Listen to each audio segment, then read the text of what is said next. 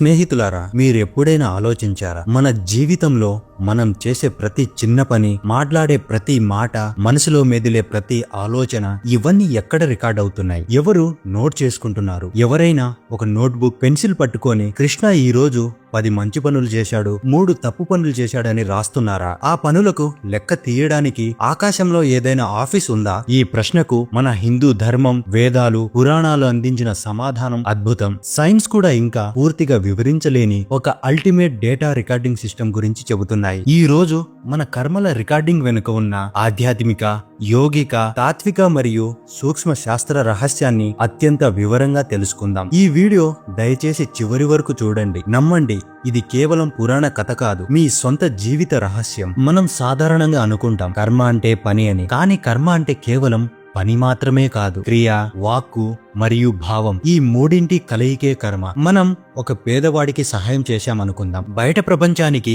అది మంచి పని, కానీ మన మనసులో నేను గొప్ప అని అందరూ అనుకోవాలనే గర్వం ఉంటే అప్పుడు రికార్డ్ అయ్యే కర్మ ఏది? దానమా లేక గర్వమా? ఇక్కడే మనకు చిత్రగుప్తుని కాన్సెప్ట్ అవసరమవుతుంది. పురాణాల ప్రకారం, ముఖ్యంగా గరుడ పురాణం మరియు బ్రహ్మాండ పురాణంలో చిత్రగుప్తుని సృష్టి గురించి వివరంగా ఉంది. సృష్టికర్త అయిన బ్రహ్మదేవుడు సృష్టిని ప్రారంభించిన తరువాత మానవులు చేసిన కర్మలు లెక్కలు రాసేవారిని సృష్టించమని యమధర్మరాజుకు చెప్పాడు. అయితే కర్మల యొక్క విస్తృతమైన లెక్కలను, సూక్ష్మమైన భావాలను, అసాంఖ్యకమైన జన్మల డేటాను సాధారణ దేవతలు నిర్వహించలేకపోయారు. అప్పుడు బ్రహ్మదేవుడు 11,000 సంవత్సరాల పాటు ఏకాగ్రతతో యోగ సమాధిలోకి వెళ్లి కేవలం తన చిత్తం నుండే ఒక శక్తివంతమైన రూపాన్ని సృష్టించారు. ఆ రూపమే చిత్రగుప్తుడు. చిత్రగుప్తుడు అనే పదంలోనే అతని రహస్యం ఉంది. చిత్ర అంటే కేవలం బొమ్మ లేదా చిత్రం మాత్రమే కాదు. చిత్ర అంటే చిత్తంలో ఏర్పడే ముద్ర అని అర్థం. ఒక జ్ఞాపకం, ఒక ఎమోషన్ యొక్క రూపాన్ని చిత్ర అంటారు. గుప్త అంటే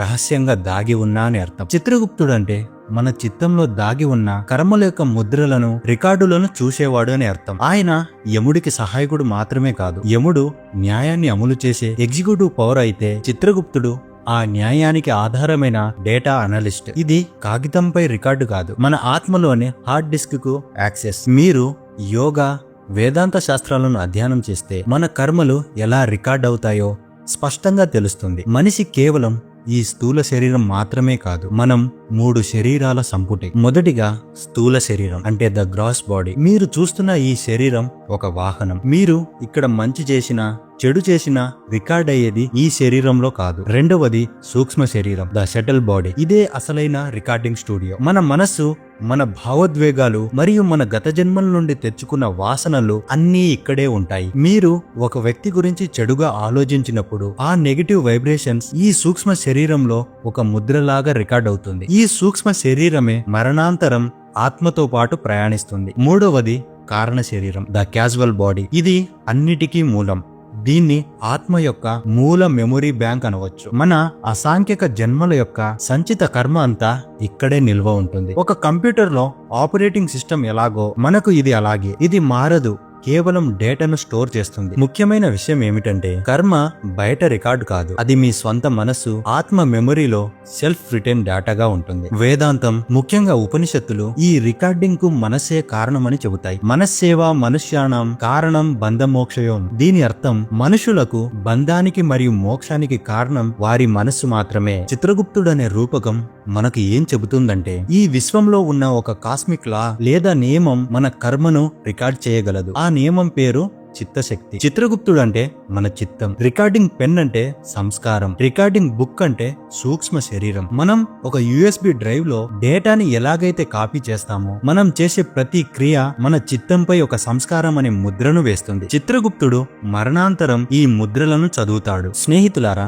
మన కర్మ రికార్డింగ్ అనేది చాలా సంక్లిష్టమైన ట్రిపుల్ లేయర్డ్ సిస్టమ్. మీరు కేవలం ఒకరిని తిట్టారు అనుకుందాం, ఇది ఒక పని మాత్రమే కాదు, ఇది 3 రకాలుగా రికార్డ్ అవుతుంది. మొదటి లేయర్ భావం రికార్డ్ అవుతుంది. మీరు ఆ వ్యక్తిని తిట్టడానికి అసలు కారణం ఏమిటి? కోపం, ద్వేషం, అసూయ. కర్మ సిద్ధాంతంలో భావాన్ని కర్మకు మూల బీజం అంటారు. ఒక డాక్టర్ ఆపరేషన్ చేసి కత్తితో కోస్తే ఆ కర్మ వేరు, ఒక రౌడీ కత్తితో పొడిస్తే ఆ కర్మ వేరు. పని ఒకటే, కత్తితో కోయడం, కానీ భావం వేరు. మీరు నోటితో క్షమించు అన్నా మీ మనసులో తప్పు లేదు అనుకుంటే రికార్డ్ అయ్యేది ఆ నెగిటివ్ భావమే. అందుకే మనం ఎవరినైనా మోసం చేయొచ్చు గాని మన చిత్తాన్ని చెయ్యలేం. రెండవ లేయర్ క్రియా రికార్డ్ అవుతుంది. మీరు నిజంగా ఏ పని చేశారు? మాటల ద్వారా, లేదా రాయడం ద్వారా ఇబ్బంది పెట్టారా, నిజంగానే శారీరకంగా హింసించారా? ఈ వాక్కు మరియు కాయం అంటే బాడీ యాక్షన్ ద్వారా చేసిన కర్మ రికార్డ్ అవుతుంది. ఈ రెండవ లేయర్ ద్వారానే మనం బయట ప్రపంచంలో కర్మఫలాన్ని అనుభవిస్తాము. మూడవ లేయర్ ఫలానుభావం రికార్డ్ అవుతుంది. మీ కర్మ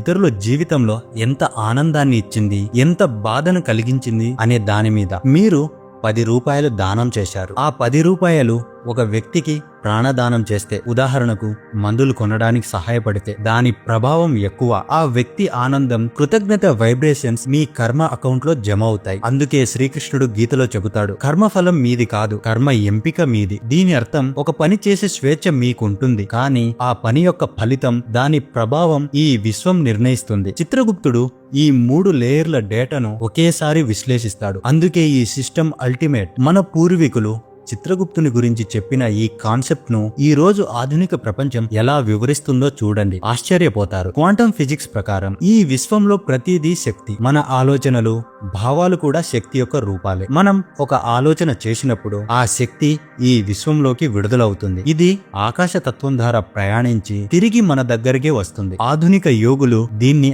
ఆకాశిక్ రికార్డ్స్ అని పిలుస్తారు. ఆకాశం అంటే కేవలం ఆకాశం కాదు, స్పేస్, శూన్యం. మన కర్మ ఆ శూన్యంలో రికార్డ్ అవుతున్న ఎనర్జీ ఇన్ఫర్మేషన్. మానవ మెదడు గురించి అధ్యయనం చేసే న్యూరో సైన్స్ ప్రకారం మనం పదే పదే చేసే పనులు, ఆలోచించే ఆలోచనలు మన మెదడులో కొత్త న్యూరల్ పాత్వేస్ సృష్టిస్తాయి. ఈ న్యూరల్ పాత్వేస్ మన అలవాట్లుగా, వాసనలుగా మారుతాయి. ఈ అలవాట్లే మరణాంతరం కూడా మన సూక్ష్మ శరీరంలోకి డేటా లాగా బదిలీ అవుతాయి. చిత్రగుప్తుడంటే ఆ దేవుడు కాదు, అది ఒక యూనివర్సల్ కాన్షియస్నెస్. మీరు చేస్తున్న ప్రతి కర్మను మీ సొంత చిత్తం సాక్షిగా రికార్డ్ చేసుకుంటుంది. ప్రతి వ్యక్తి ఒక బయోలాజికల్ బాడీ కాదు, ఒక వాకింగ్ డేటా క్లౌడ్. మన శరీరమే ఒక అద్భుతమైన కర్మ రికార్డింగ్ డివైస్. మరణాంతరం ఆత్మ శరీరమును విడిచిపెట్టిన తర్వాత చిత్రగుప్తుని పాత్ర చాలా కీలకమవుతుంది. ఇది ఒక కోర్ట్ రూమ్ డ్రామా కాదు, ఒక ఇంటెలిజెంట్ స్కానింగ్ ప్రాసెస్. ఆత్మ యొక్క సూక్ష్మ శరీరం యొక్క సంస్కారాలను, వాసనలను చిత్రగుప్తుడు స్కాన్ చేస్తాడు. సంచిత కర్మ, ప్రారబ్ధ కర్మ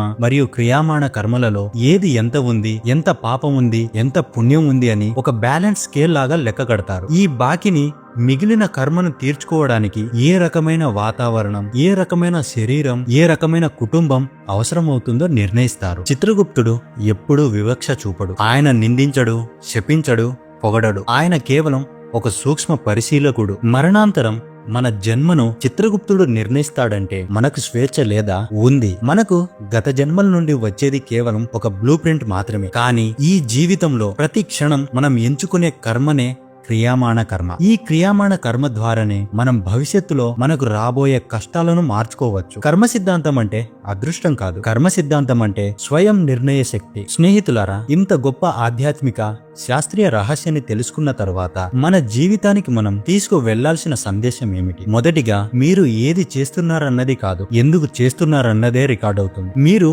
ఒక వ్యక్తికి ఉద్దేశపూర్వకంగా సహాయం చేస్తే ప్రేమ, దయ రికార్డ్ అవుతాయి. మీరు 10 మంచి పనులు చేసి గర్వపడితే ఆ గర్వం రికార్డ్ అవుతుంది. రెండవది, ఏం మాట్లాడారన్నది కాదు, ఎలా భావించారన్నది రికార్డ్ అవుతుంది. మీ నోటి మాటలకు మీ మనసులోని భావాలకు మధ్య వ్యత్యాసం ఉంటే మనసులోని భావానికి ఎక్కువ శక్తి ఉంటుంది. మీ భావం యొక్క వైబ్రేషన్ శక్తివంతమైనది. మూడవది, బయటి చిత్రం కాదు, లోపలి వైబ్రేషన్ రికార్డ్ అవుతుంది. మీరు బయటకు సంతోషంగా నవ్వుతున్నా లోపల విచారంగా ఉంటే రికార్డ్ అయ్యేది ఆ విచారం యొక్క ఎనర్జీ ముద్ర మాత్రమే. మీరు గతంలో చేసిన కర్మకు భయపడకండి. ఈ క్షణం మీరు ఎంచుకునే కర్మ మీ భవిష్యత్తును మార్చగల అల్టిమేట్ శక్తి. చిత్రగుప్తుడు మిమ్మల్ని గమనించడం లేదు, మీ సొంత చిత్తమే మీకు సాక్షి. మీ కర్మను రాసేవారు, ఆ కర్మను చేసేవారు, ఆ కర్మను లెక్కించేవారు, ఆ కర్మ నుండి విముక్తి పొందే అధికారం ఉన్నవారు మీరు మాత్రమే. స్నేహితులారా, మీరు ఏ శక్తి అయితే విశ్వంలోకి విడుదల చేస్తారో ఆ శక్తే తిరిగి మీ జీవితంగా రూపుదిద్దుకుంటుంది. అందుకే